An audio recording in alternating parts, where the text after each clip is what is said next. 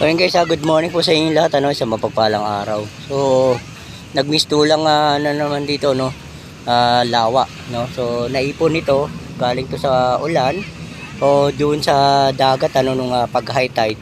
So ito yung naiwan tubig, no. So mamaya sisipsipin din naman ng dolomite yan. Wala rin naman mamaya yan. Tapos saka linis uli, no. Yan ang importante, linis. No, importante talaga rito sa Manila Bay yung paglilinis ng ating Dolomite Beach. Ayan. So silipin natin ang rock garden.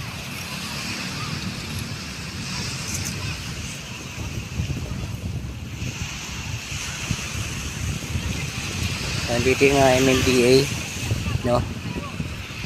Linis pa rin.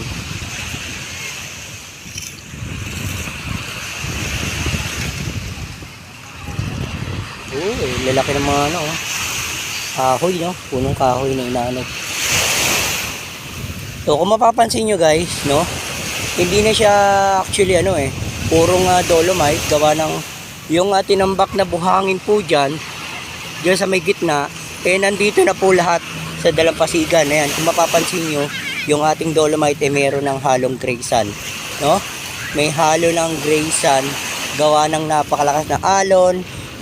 Tuwing uulan, tuwing habagat, tuwing may bagyo, yung galing sa gitna na buhangin na na po siya dito sa may dalampasigan.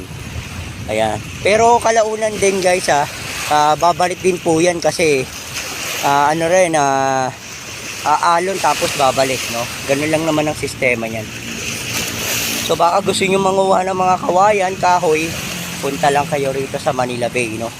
Napakaraming kahoy-kawayan dito. Pwedeng panggatong po yan, pwedeng kayo kumuha rito kahit gusto nyo isang truck na kahoy o mga kawayan.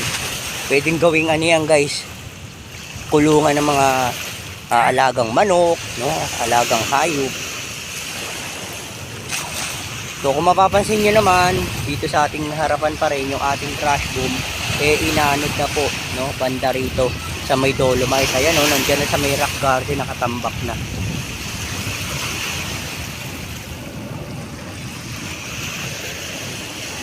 So guys, huwag niyong kalimutan na mag-like, i-share ang ating video, no, at mag-comment lang kayo guys.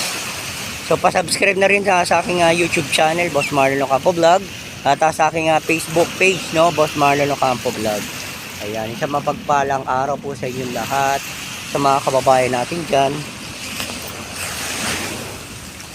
At ako mapapansin nyo naman, itong ating rock garden ay bawal pa rin pumasok sa kadahilanan US territory po yan, o yung inuupahan ng US, no, dito sa ating bansa. Ayan, may tubig din dito, no.